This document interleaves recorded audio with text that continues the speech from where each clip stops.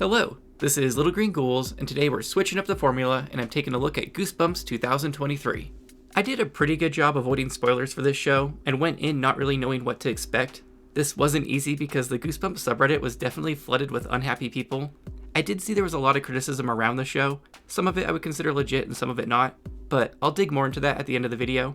I should also say I fully acknowledge this is not my preferred genre of show. I'm just not into teen dramedies, which this show falls into in my opinion, with a heavy sprinkle of horror.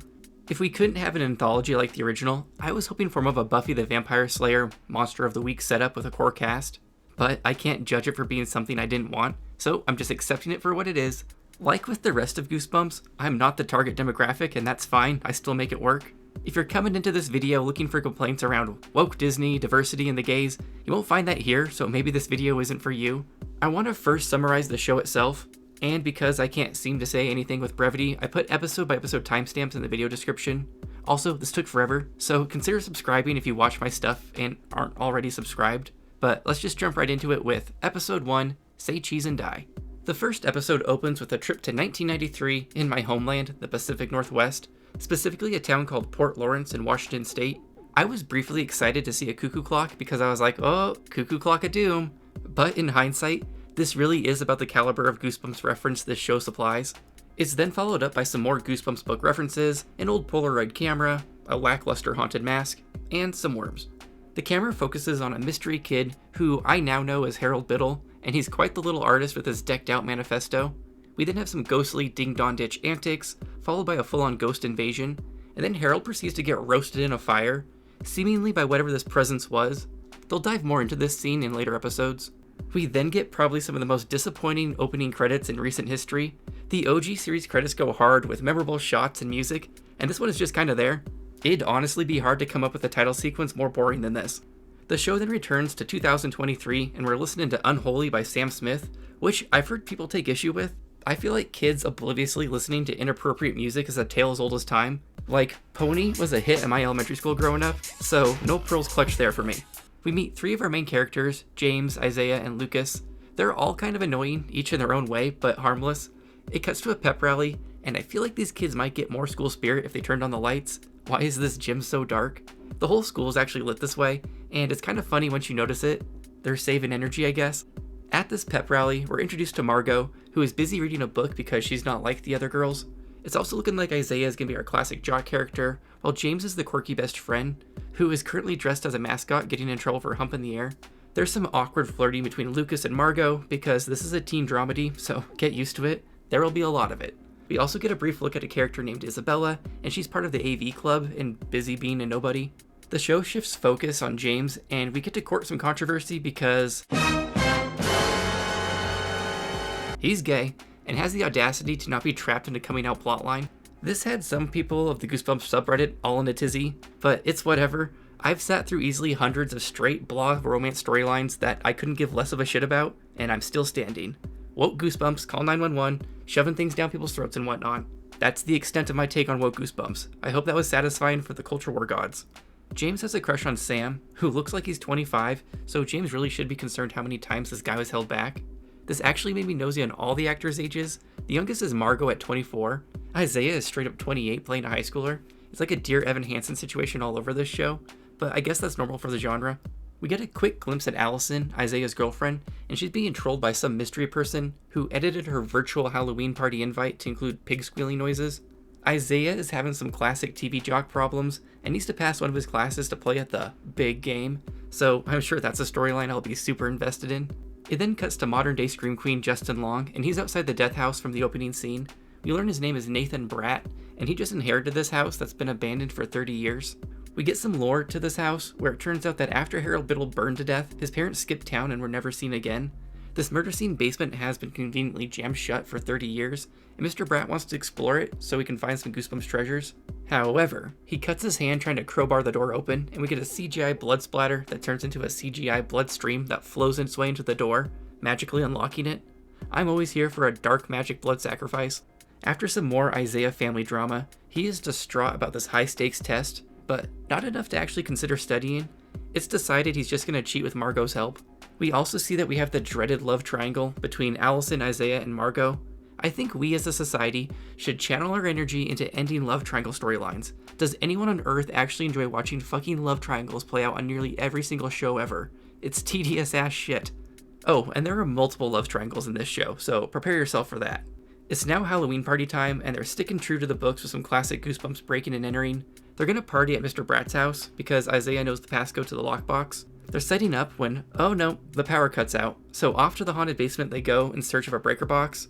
But before they can head on down, Margot appears and we get more love triangle tension because Allison hates Margot and did not invite her to the party.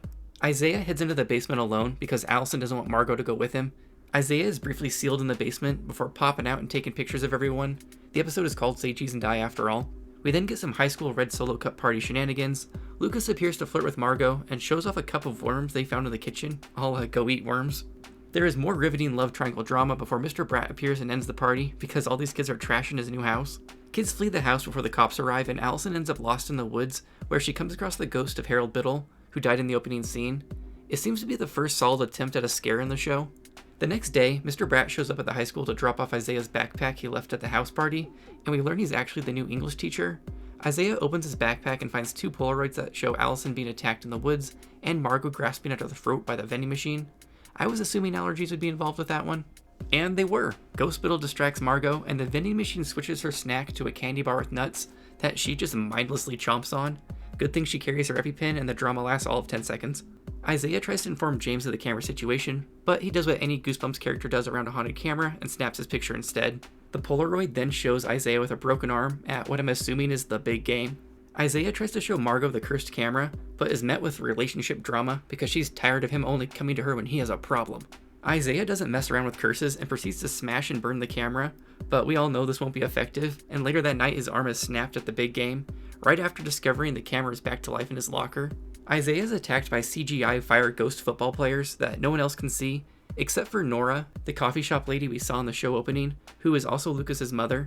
The problem with CGI shit like this is that they lose the concept of less is often more in horror, so it was just like, yep, look at all them CGI ghosts. This isn't a Goosebumps specific complaint, just an issue with bad horror decisions in general. Nora stops by the hospital to tell Isaiah's dad Ben that she saw Harold Biddle. We have a Freddy Krueger situation where Biddle is going after the children of the people who wronged him, because it's clear Nora and Ben had something to do with Biddle's death. Our final scene for the episode then shows Mr. Bratt becoming possessed by fire ghost Biddle. The episode ends on Travis Scott's Goosebumps song, which I have a personal vendetta against for clogging up my searches when researching Goosebumps shit. So that was it for the first episode. Don't worry, each episode summary won't be this long. There was just a lot of character introductions to get through and story setup to cover at the start. I didn't think it was nearly as terrible as I was led to believe it would be. It was just not what I was hoping for. But like I mentioned in my intro, I can't judge it for not being what I wanted. At this point, I felt it had a good setup for some Goosebumps related scares, and I was hopeful about where it could go. Okay, episode 2, The Haunted Mask. The second episode opens on Halloween morning before the events of the last episode. Isabelle is busy doing Gen Z TikTok things that I just can't relate to because I'm an old without TikTok. She might even be doing Instagram actually, I don't know, I don't have that either. But, as far as I can tell, Isabelle is a straight up troll, leaving nasty comments on everyone's stuff, including being the mystery troll tormenting Allison in the previous episode. Isabella seems to suffer from feeling invisible at high school, while everybody ignores her, even when she's attempting to help Margot with family mama drama. Maybe she'll find a magic mirror in an attic and get extra goosebumpsy with it. Isabella's little brother convinces her to put herself out there more and to attend the Halloween party uninvited, which she does. This quickly results in her being lured to the basement by the Biddle ghost. Isabella seems to take no issue with some mystery voice whispering at her and telling her to throw on this old mask in the basement, which we, the audience, know is haunted. She slips it right on without hesitation, and we cut to these terrible opening credits. At the Halloween party, Isabella is full of newfound confidence, and everyone seems to be somewhat hypnotized by her every move. Once back at home, she struggles to pull off the mask, but eventually pries it loose, and we see that the mask has changed to an evil grin. She also brings it to school with her the next day after it does some more whispering at her. I think it's weird Isabella has been down for this talking mask from the get-go, like zero resistance. We then catch back up with Isaiah, suffering through his broken arm and ruined football future. Margot stops by to apologize for the drama in the last episode and lets him know that she now believes him about the camera, but he rejects the support for the teen drama of it all. Mr. Bratt wakes up on the floor, unaware he was possessed in the last episode by the Biddle ghost. Throughout the day, he seems to have issue controlling his body and keeps crashing and grabbing onto things at random. The possession is then confirmed with a classic reflection scare when Mr. Bratt ends the scene fully possessed. Isabella and Isaiah meet up because he wants to see the drone footage from the football game. Isaiah is briefly nice to her by calling her actual name instead of Susan, giving us the third girl to fall in love with Isaiah. Yay, love triangles. Or I guess, like, love squares in this case. It then cuts to Lucas, who really likes jumping off of things and getting hurt. He trashes Isabella's drone after he jumps off the bleachers trying to fly on it. Anything for the views. While Lucas gives a half-assed apology to Isabella in the counselor's office, the mask whispers to Isabella to reject his apology, which she resists at first, but she's kind of a doormat by nature. The mask then takes over, and Isabella suddenly just tears into both Lucas and the guidance counselor Colin, who, I forgot to mention earlier, is also Margot's dad. It kind of starts out like, yeah, Lucas deserves an ass chewing for being such a selfish jerk, but she keeps going, and it starts to feel a little too far. Honestly though, I think we're supposed to think she went further than she did. I think Lucas needed to hear what a dick move that was. We then get a brief scene with possessed Mr. Bratt being a weirdo and hinting that he knows a lot about these kids and their families, sufficiently creeping out Isaiah. Guidance counselor Colin stops by to flirt with Nora, and to inform her son Lucas destroyed a $3,000 drone, and is kind of a fuck up. Colin is a hoe though, rubbing hands with Nora. He has a wife, however he feels neglected because she's a busy career woman who never is around. Mr. Bratt stops by the coffee shop after closing and creeps Nora out after she learns he lives in the old Biddle house and gets all up in her business. Nora tries to talk to Isaiah about the football game and ghosts, but his dad Ben chases her off. Nora is able to give a picture of Harold Biddle to Margot to see if Isaiah can recognize him, which he does. We catch back up with Isabella, and she's grounded because she borrowed her father's drone without asking, but the mask is encouraging her to get some revenge after she sees Lucas posted a video of the drone's destruction without any remorse. Masked Isabella snatches up Lucas's skateboard and then beats him with it. The violence causes the mask to transform, but before she can do any proper damage, she gets ran off by Margot and Isaiah. Masked Isabella then trashes her own house for a bit and scares the shit out of her little brother. It's another solid attempt from the show to pull off a scary scene, and eventually Isabella is able to get the mask off and end her possession. It's a little anticlimactic though, because it just takes her deciding to pull it off basically, and then they throw it in a pond, which doesn't feel like a proper disposal of an evil object, because it's not, and Mr. Bratt appears to scoop up the mask. We then have a meeting of the parents at James's giant house, where we meet his mom Eliza. She's a wine mom alcoholic. We also see that Isabella's mom Victoria knows all these other parents too, so basically each main kid has a parent who was involved in Harold Biddle's death in some way, doubling the cast of people to keep track of in this video. Isabella and James are playing pool when she hits him in the head with a cue ball by accident, and he abruptly explodes into bad CGI slime and the episode ends. I was hopeful this was a Monster Blood reference, but sadly it was just a wasted opportunity. Episode 3, The Cuckoo Clock of Doom. Episode 3 opens with a flashback to the Halloween party with a focus on James, presumably to explain this slime situation. James is running around dressed as a cat and is on a mission to flirt with Sam, but it doesn't go well when they start talking sports and he lies up a storm. James leaves the house defeated, but as he walks down the steps, he suddenly splits into two, and it looks like Slime James is able to leave into the present, while the real James is sent back in time to when he bumped his head on the cuckoo clock earlier that night. James is aware he lived this night before, but every time he tries to leave the house, he's rocketed right back to when he smacked his head against the cuckoo clock. He tries to leave dozens of times, each resulting in a Slime James. He then makes the best of a bad situation and practices flirting with Sam until it culminates in them making out in the attic. The ethics of this are shady if you think too much about it. He disables the cuckoo clock because I guess he never thought to try that and is able to leave with Sam in the current timeline.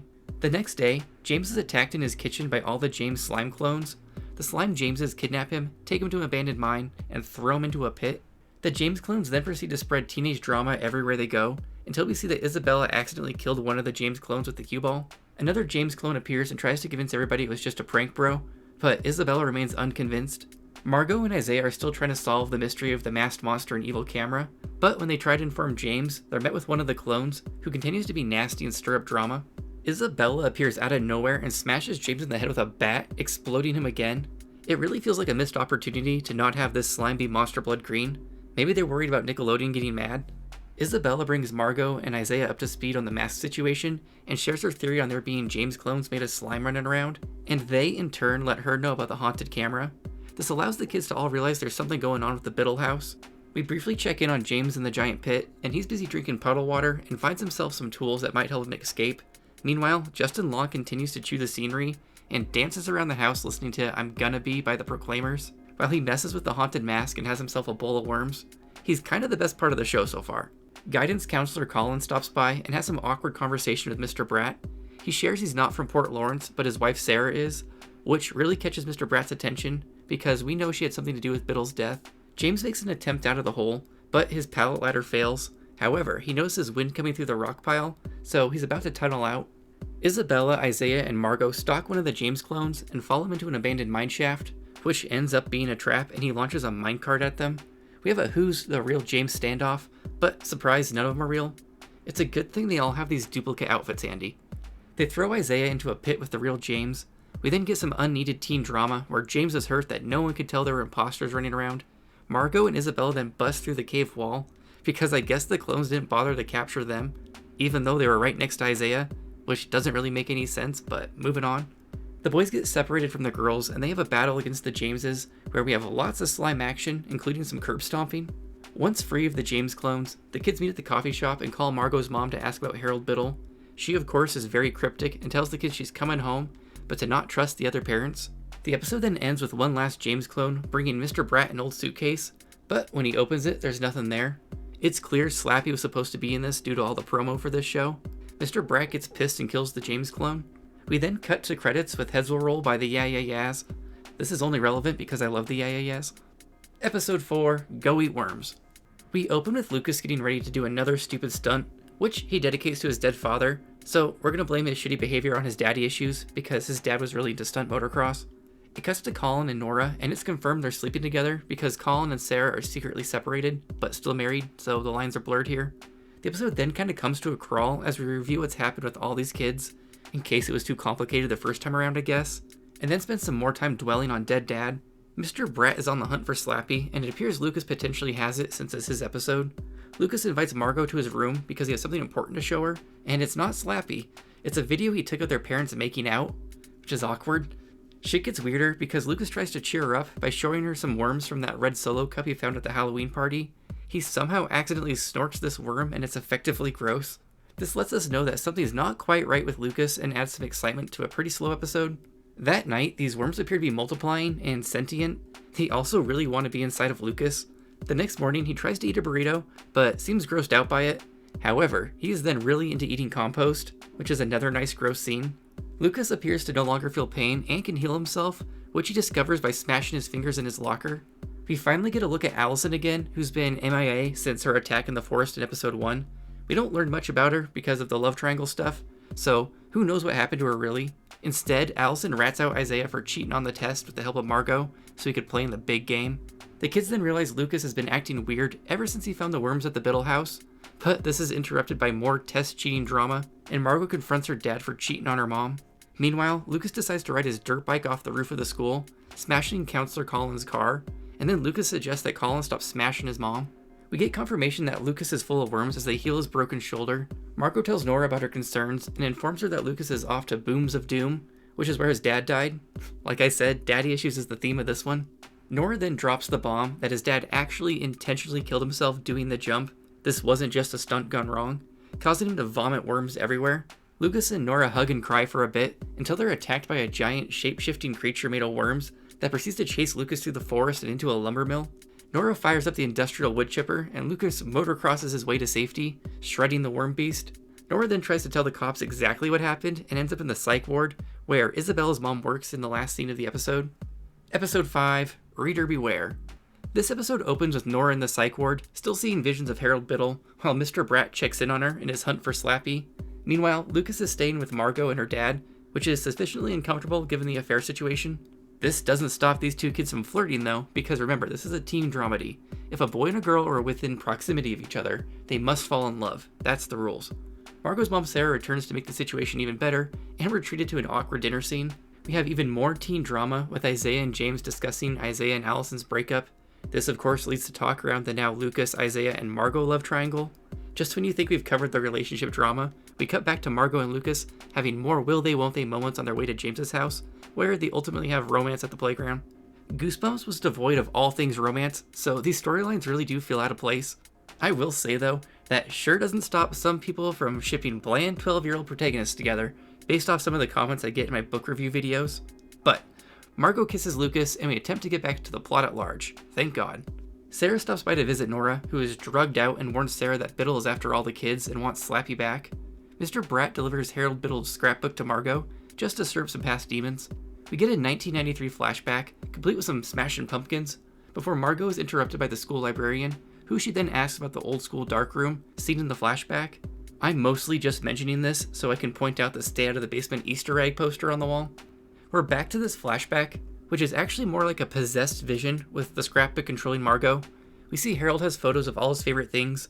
Coincidentally, these are all the evil things we've seen so far, like the camera, mask, and worms. Margot's mom, Sarah, wants Harold to hang out with her friends because they all think he's a super cool weird kid. And that's it for the flashback. Margot assembles the other kids, and they all realize she gets immersive visions if she reads the scrapbook at the locations mentioned in the book, so it's off to the auditorium. At one point, Isabella states the obvious, that all this weird stuff really kicked into high gear once Mr. Bratt moved in, but this went ignored.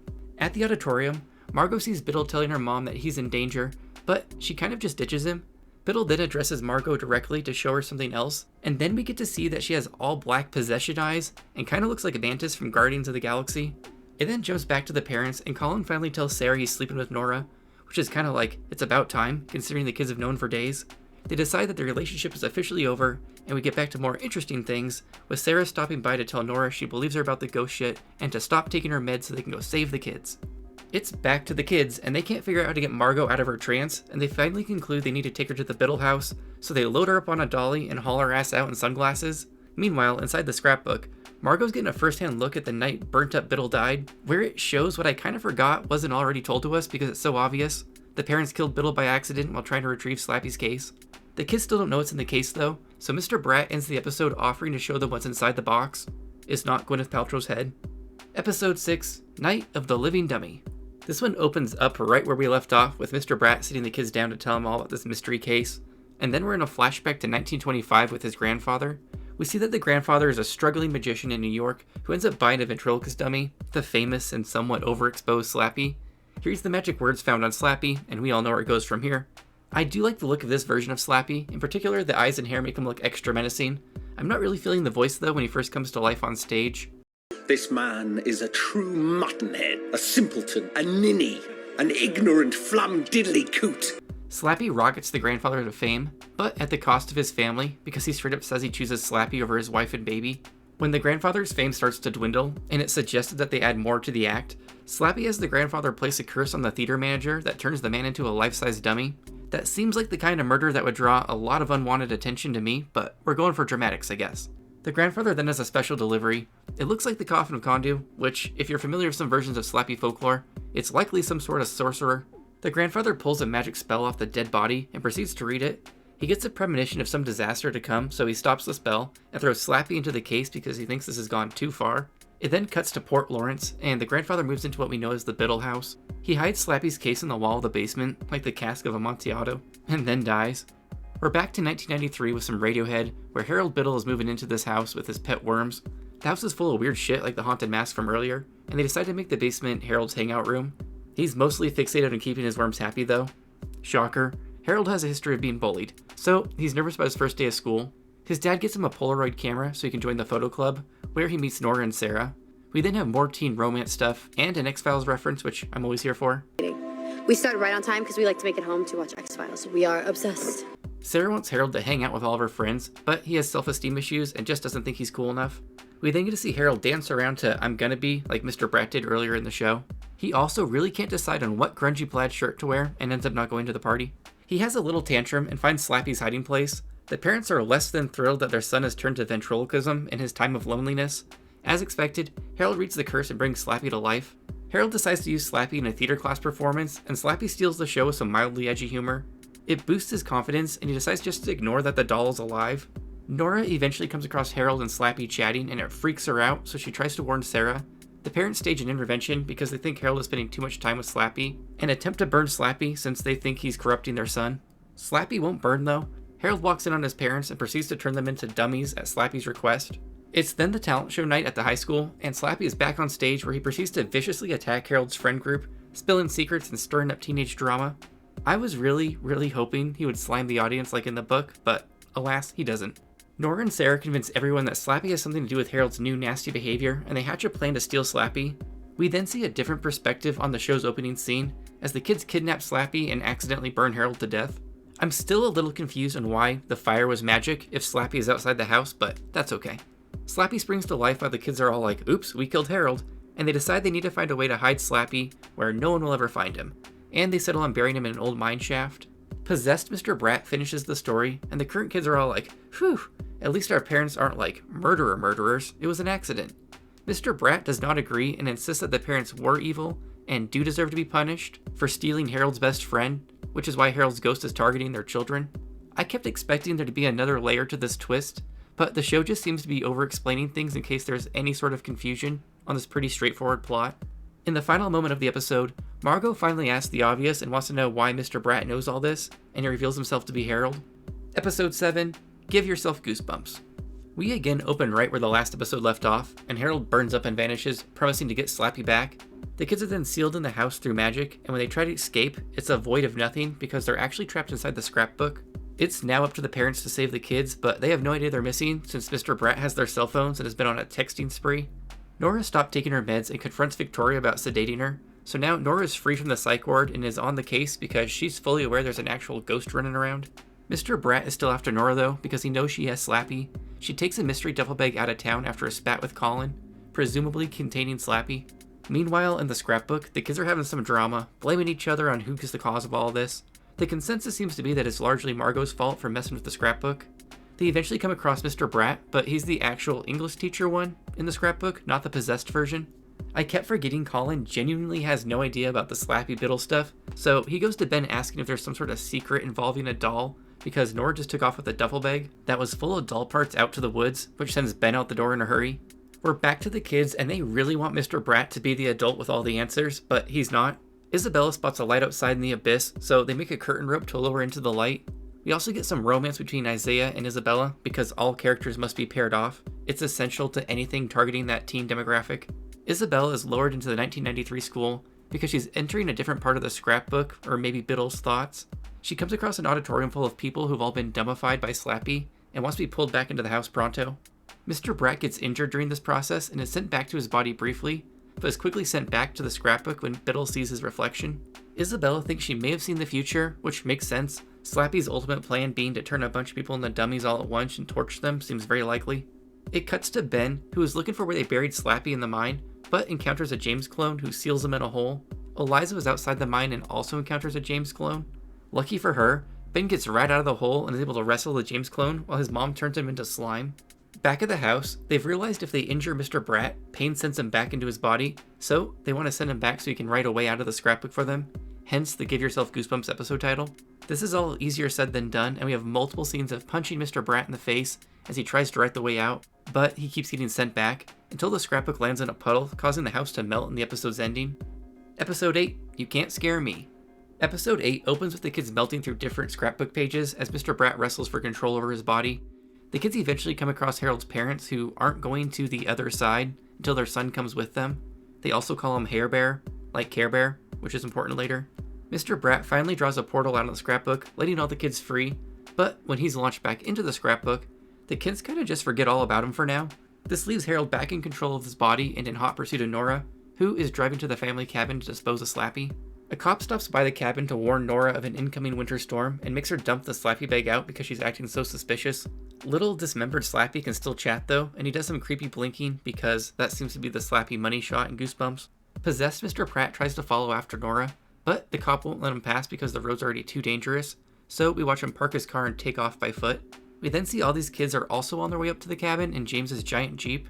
The kids engage in teen love drama as Margot and Isaiah text back and forth in the car. They spot Mr. Brat's abandoned car, so Margot, Isaiah, and Lucas take off into the woods towards the cabin, into the incoming storm. That appears to be very localized to the cabin itself because there's been no snowfall this entire drive. James and Isabella stay back at the car in case Harold returns or something. I don't know, this episode is basically just a lot of characters running around. Mr. Brat attacks Nora at the cabin while she has inconvenient car trouble, and she still hasn't disposed of Slappy. She ends up escaping off into the woods into this rather mild storm to hide Slappy, while Mr. Brat chases after her. This goes on for way longer than it needs to, and he eventually catches her and knocks her out. Back at the car, James and Isabella run into their moms and Isaiah's dad Ben, plus Sarah. This results in Sarah and Ben running off into the woods in search of Nora and Slappy. Margot and Lucas lose Isaiah, who managed to wander off a cliff and no one notices for quite a while. These two stumble across Nora, so that's one missing person found, leaving more wandering in the woods for Isaiah. This episode has been 75% running in the woods. Slappy ends up finding Isaiah dangling from the cliff, and right before he's about to get Mufasa'd, Lucas pulls Mr. Bratt away. Margot calls possessed Mr. Bratt Hair Bear like his parents used to, which seems to bring him back to reality briefly. Margot says Harold's parents won't move on without him, and they forgive him for turning them into dummies. This causes a change of heart, and Mr. Bratt yanks Isaiah up from the cliff and tosses Slappy off the cliff.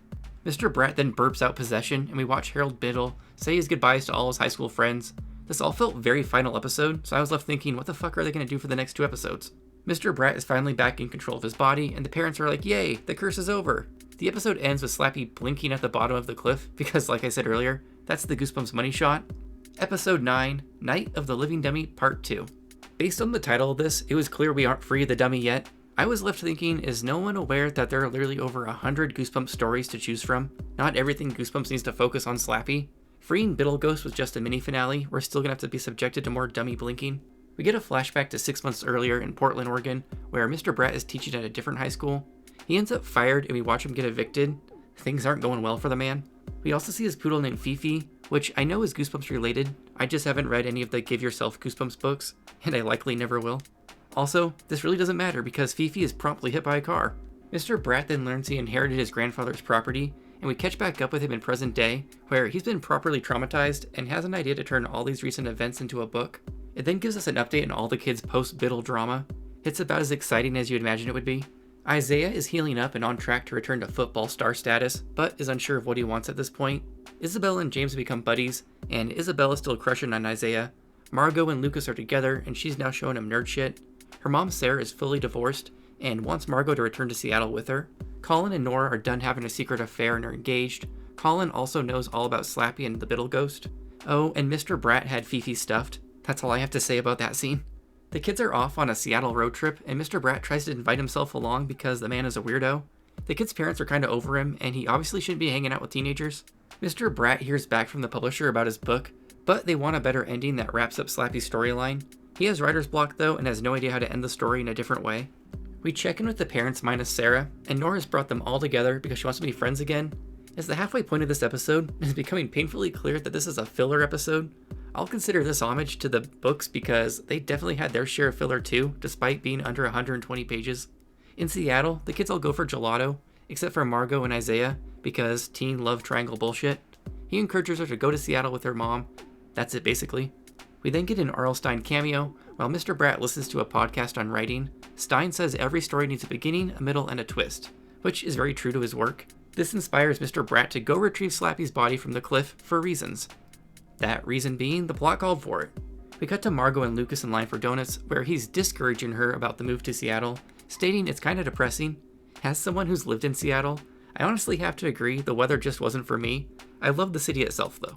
Lucas wants to stay in their hometown and run his mom's store someday, and the lack of bigger, more adventurous dreams really seems to shock Margot. Back to Mr. Bratt. He's reading the magic dummy words, and Slappy reassembles himself. I really thought his ass was just gonna blink again. Slappy then promises the greatest ending of all time, and Fifi springs back to life. The kids are now at a big city party, courtesy of Margot's cousin, and Lucas can't get over how out of place he feels. We then have some very Seattle conversations around queerness and art, which James is all about, and now he wants Margot to move to Seattle too. Margot and Lucas have a spat and a semi-breakup conversation because he wants to stay in Port Lawrence. He then runs away home via Greyhound without the rest of his friends, leaving a post-it, and it's all very teen drama. Mr. Bratt is somewhere wooded with Fifi, and they're trying to dig up the sorcerer's coffin from episode 6. Fifi then gets to do a jump scare and shows she's not just any old poodle, she's got red eyes and fangs and shit. They drag the coffin back to the house, and Mr. Bratt begins to read the magic spell that his grandfather stopped earlier because it was too evil, with premonitions of a bunch of people burning in a tower. This doesn't stop Mr. Bratt though. He reads the whole spell, and now the evil spirit of Condu is no longer in Slappy. Condu's dead body springs to life because Mr. Bratt has awoken the sorcerer. Bad timing for Ben though, because he enters the room to talk about this upcoming book, and Slappy turns his ass into a dummy. Then he takes off into the night in the episode's conclusion. Episode 10, Welcome to Horrorland. We open even further back in time to 1879 in the midst of some sort of war. We're focusing on Soldier Condu, who takes a shot to the gut and is then blasted into a temple. Villain origin story, here we come. There's some dark magic afoot. After lighting a rock on fire, he begins reading some magic words, and we can see a quick glimpse of this tower of burning people from Slappy's earlier spells. After reading a spell on the wall, his gunshot wound is healed, and then we jump to 1885 after the opening credits. Kondu is a full-on wizard now and takes over a failing carnival with a puppet maker as his little henchman.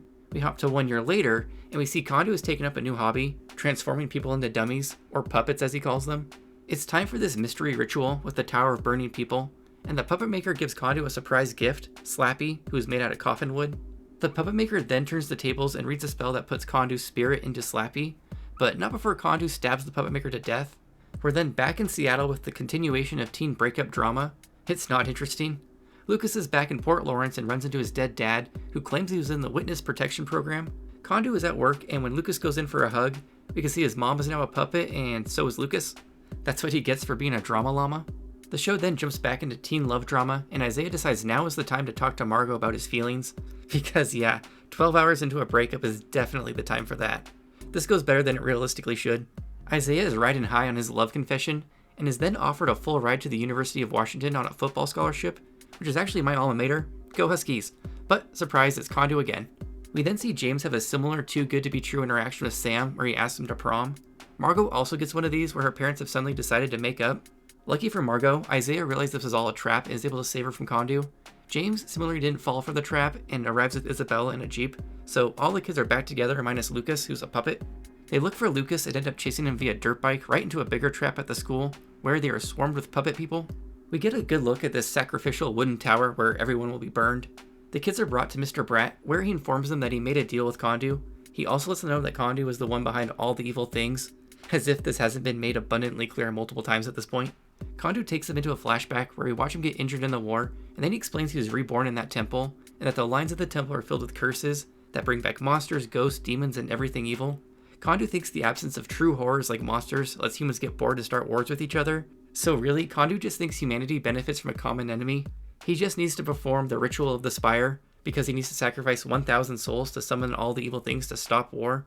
It's a bit of a stretch motivation-wise. I don't mind when a villain's motivation is just being evil is fun. It's better than this clunky monsters for world peace shit. The kids don't want to be sacrificed, and Kondu's like, don't worry, you're all just gonna die without purpose, and then sends Fifi in to attack them. Mr. Bratt steps in though and stabs Fifi to death with a quill, so poor Fifi didn't even get to do shit in this show. Mr. Bratt has a plan to stop Kondu. He wants to raise the dead puppet maker to help stop him. We don't really get to see how they do this though, because it doesn't make much sense really. This plan backfires and the puppet maker wants to join Kondu and set the spire of people on fire. This all seems pretty final, but plot twist, Mr. Bratt was the puppet maker in disguise under some sort of spell, and actually turned Kondu into a puppet, so no one was actually on fire. In true Goosebumps fashion, this shit is getting real sloppy in the final minutes. Kondu is like, actually, that spell doesn't work on me, and comes back to life. He also puts a spell on all the kids. He then casually walks over to start the ritual and burn everyone for real this time. Isaiah breaks free of the magic smoke and also releases Margot, but is like, fuck the rest of these kids and leaves them in the magic smoke while he wrestles Kondu, and Margot looks for a counter spell. She finds one that undoes the healing spell from 1879, and Kondu is bleeding out in his soldier uniform. The dead then come out of the ground and pull Kondu under. Not before he shoots Isaiah though. It looks like Isaiah might die, and Margot confesses her love for him in the hospital, but nope.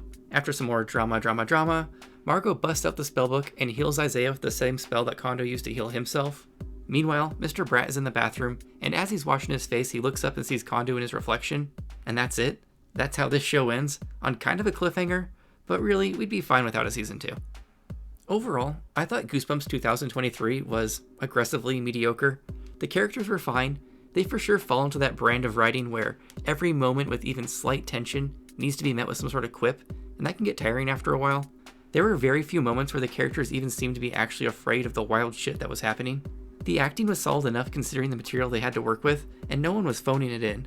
I thought the actor who played James did the best job of delivering some of the funny dialogue, but he had the advantage of being the quirky best friend anyways. The plot itself left a lot to be desired. It would have been fun to see more of the books incorporated into the script, because we were just kind of left with Night of the Living Dummy, The Haunted Mask, and Say Cheese and Die. Technically, Go Eat Worms and Cuckoo Clock of Doom were there also, but mostly in name only. If this show gets a season 2, which I have no idea on the chances of that, I would really like to see them move away from Slappy and explore the other 100 plus stories Stein has created. It's just crazy that Goosebumps is such a huge IP with so much to it that just kind of gets ignored. I think they could have shaved off like 2 episodes and the story would have moved at a better pace, because around episode 4 it starts to lose some steam. Episode 9 in particular needs to be reworked quite a bit. Even just ending at episode 8 and leaving the Kondu stuff to be better fleshed out in season 2 might have helped. The show also suffered from over-explaining things. I just think a bit of mystery in a horror show is fine. I don't need things hammered over the head to get it, but then again, this show is for younger viewers, so things gotta be clear. Actually, I was kind of left confused on who this show was made for. It seemed somewhat too mature for the age group who largely still read Goosebumps, too watered down for teens to enjoy, and it made attempts at that sweet nostalgia for millennials and Gen Xers, but I don't think it landed there either. I guess it just tried to be too much for everyone and lost its way. Would I watch a season 2? Yeah, but mostly out of obligation. I was decently entertained, but I don't know, it just wasn't for me. I hope it does get another shot at season 2 for the people out there who did enjoy it. I think it has the potential to be fun if it lightened up on the teen drama and lead more into the horror elements of different Goosebumps books. I think a lot of the negativity around the show really stemmed from the perceived woke Disney reactionaries. I saw a lot of posts raging on the show, only to find out they didn't even watch it. I think there's plenty to criticize with Goosebumps 2023, but it's been blown out of proportion to me. If you still haven't seen the show, check it out for yourself at some point. My video summary was pretty thorough though, so maybe wait a bit so it's not all still fresh in your mind. Let me know in the comments what you thought of Goosebumps 2023. What did you think of the show?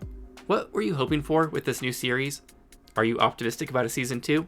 If so, what would you like to see going forward?